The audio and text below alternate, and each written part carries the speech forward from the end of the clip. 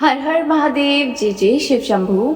आज हम महाशिव पुराण की विदेश्वर संहिता का अध्याय 18 पढ़ने जा रहे हैं, जिसमें हम पढ़ेंगे बंधन और मोक्ष का विवेचन और साथ ही पढ़ेंगे शिव भगवान के भस्म धारण करने का रहस्य। तो शुरू करते हैं। ऋषि बोले, सर्वज्ञों में श्रेष्ठ सूत जी, बंधन और मोक्ष क्या है? कृपया कर हमें इसके बारे में बताएं। सूत जी ने कहा, महर्षियों, मैं बंधन और मोक्ष के स्वरूप व उपाय का वर्णन तुम्हारे लिए कर रहा हूँ।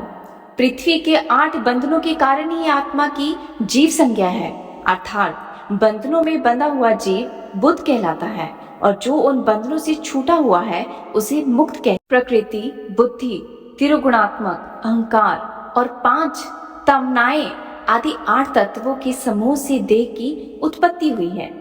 देह से कर्म होता है और फिर कर्म से नितुन देह की उत्पत्ति होती है। शरीर को स्थूल, सूक्ष्म और कारण के भेद से जानना चाहिए। स्थूल शरीर व्यापार करवाने वाला होता है, सूक्ष्म शरीर इंद्रिय भोग प्रदान करने वाला तथा शरीर को आत्मनंदन की अनुभूति करवाने वाला होता है। कर्मों के द्वारा ही जीव पाप और पुण्य भोगता है, अतः कर्म पाश में बंधकर जीव शुभाशुभ कर्मों द्वारा चक्र की भांति घुमाया जाता है। इससे छुटकारा पाने के लिए महाचक्र के कर्ता भगवान शिव की स्तुति और आराधना करनी चाहिए। शिव ही सर्वज्ञ, परिपूर्ण और अनंत शक्तियों को धारण किए हुए हैं, जो मन, वचन, शरीर और धन से बेरीलिंग या भक्त जनों में शिव भावना करके उनकी पूजा करते हैं। शिवलिंग में शिव की प्रतिमा ने शिव भक्त जनों में शिव की भावना करके उनकी प्रसन्नता के लिए पूजा करनी चाहिए। पूजन शरीर, मन, वाणी, धन से कर सकते हैं। भगवान शिव की पूजा करने वाले हमेशा ही विशेष भगवान की कृपा के पात्र रहते हैं और अपने लोक में भोलेनाथ आश्रय देते हैं अपने भक्तों को। जब तन मात्राएं वश में हो जाती है तब जीव जगदम्बा सहित शिव का समीप्य प्राप्त कर लेता है। भगवान का प्रसाद प्राप्त होने पर बुद्धि वश में हो जाती है। सर्वज्ञता और तृप्ति शिव के ऐश्वर्य है, उन्हें पाकर मनुष्य की मुक्ति हो जाती है। इसलिए शिव का कृपा प्रसाद प्राप्त करने के लिए उन्हीं का पूजन करना चाहिए। शिव क्रिया, तप, शिव जाप, शिव ज्ञान और शिव ध्यान प्रतिदिन प्रातः से रात तक, सोने तक तथा जन्म से मृत्यु तक करना चाहिए एवं मंत्रों और विभिन्न पुष्पों से शिव का पूजन करना चाहिए। ऐसा करने से भगवान शिव का लोक प्राप्त होता है। ऋषि बोले, उत्तम व्रत का पालन करने वाले सूत जी, शिवलिंग की पूजा कैसे करनी चाहिए? कृपया हमें बताएं। सूत जी ने कहा, ब्राह्मणों, सभी कामनाओं को पूर्ण करने वाले लिंग के स्वरूप में तुमसे वर्णन कर रहा हूँ। सूक्ष्म लिंग निष्कल होता है और स्थूल लिंग सकल होता है। पंचाक्षरी मंत्र को स्थूल लिंग कहते हैं। दोनों ही लिंग साक्षात्कार मोक्ष को प्रदान करने वाले हैं। प्राकृति एवं पुरुष लिंग के रूप में एकमात्र शिव ही जानते हैं और कोई नहीं जानता। पृथ्वी पर 5 लिंग हैं, जिनका वर्णन मैं तुम्हें सुनाता हूँ। पहला लिंग स्वयंभू शिवलिंग, दूसरा बिंदुक लिंग, तीसरा प्रतिष्ठित लिंग, चौथा चरलिंग और 5वां गुरुलिंग है। देव ऋषियों की तपस्या से संतुष्ट हो उनके समीप प्रकट होने के लिए पृथ्वी के अंतर्गत बीज रूप में व्याप्त हुए भगवान शिव वृक्षों के अंकुर की भांति भूमि को भेद कर नादलिंग के रूप में व्याप्त हो जाते हैं। स्वतः प्रकट होने के कारण ही इनका नाम स्वयंभूलिंग है। इसकी आराधना करने से ज्ञान में वृद्धि होती है। सोने, चांदी, भूमि, वेद पर हाथ से प्रणव मंत्र लिखकर भगवान शिव की प्रतिष्ठा और आवाहन करें तथा 16 उपचारों से उनकी पूजा करें। ऐसा करने से साधक को ऐश्वर्य की प्राप्ति होती है। देवों और ऋषियों ने आत्म सिद्धि के लिए पौरुषलिंग की स्थापना मंत्रों के उच्चारण द्वारा की है। यही प्रतिष्ठित लिंग कहलाता है।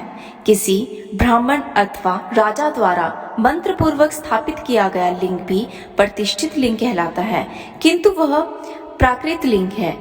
शक्तिशाली और नित्य होने वाला पौरुष लिंग तथा दुर्बल और अनंत होने वाला प्राकृतिक लिंग कहलाता है। लिंग नाभि, जीभ, हृदय और मस्तिष्क में विराजमान आध्यात्मिक लिंग को चरण लिंग कहते हैं। पर्वत को पौरुष लिंग और भूतल को विद्वान प्राकृतिक लिंग कहते हैं। पौरुष लिंग समस्त ऐश्वर्य को प्रदान करने वाला है, प्राकृतिक लिंग धन प्रदान करने वाला है।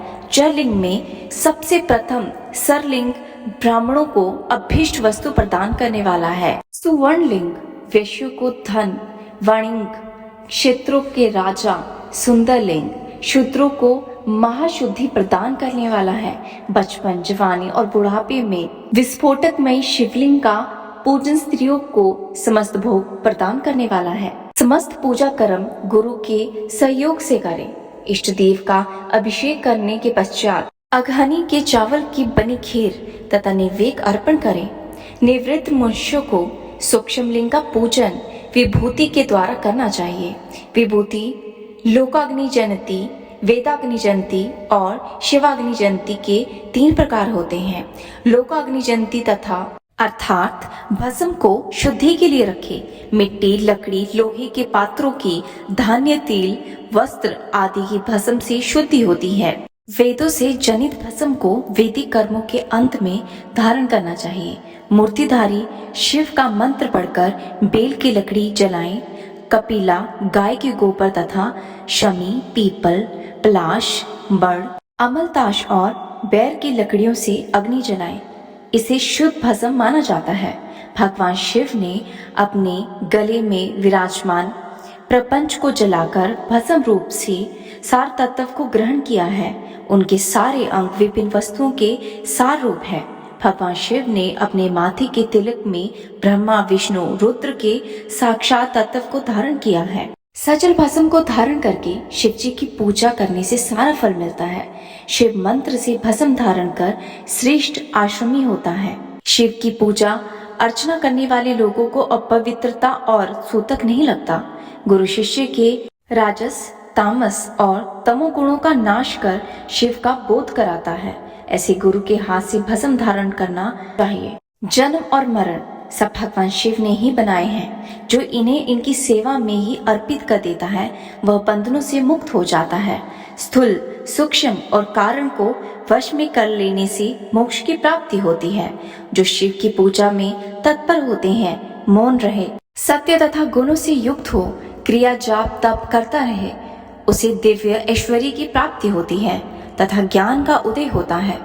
शिव भक्त यथा योग्य क्रिया एवं अनुष्ठान करें तथा धन का उपयोग कर शिव स्थान में निवास करें। भगवान शिव के महात्म्य का सभी के सामने प्रचार करें। शिव मंत्र के रहस्य को उनके अलावा और कोई नहीं जानता, इसलिए शिवलिंग का नित्य पूजन करना चाहिए। तो ये था महाशिव पुराण की विदेश्वर संहिता का अध्याय 18। मिलते हैं अगली वीडियो में। तब तक के लिए हर हर महादेव, जय जय शिव शंभू।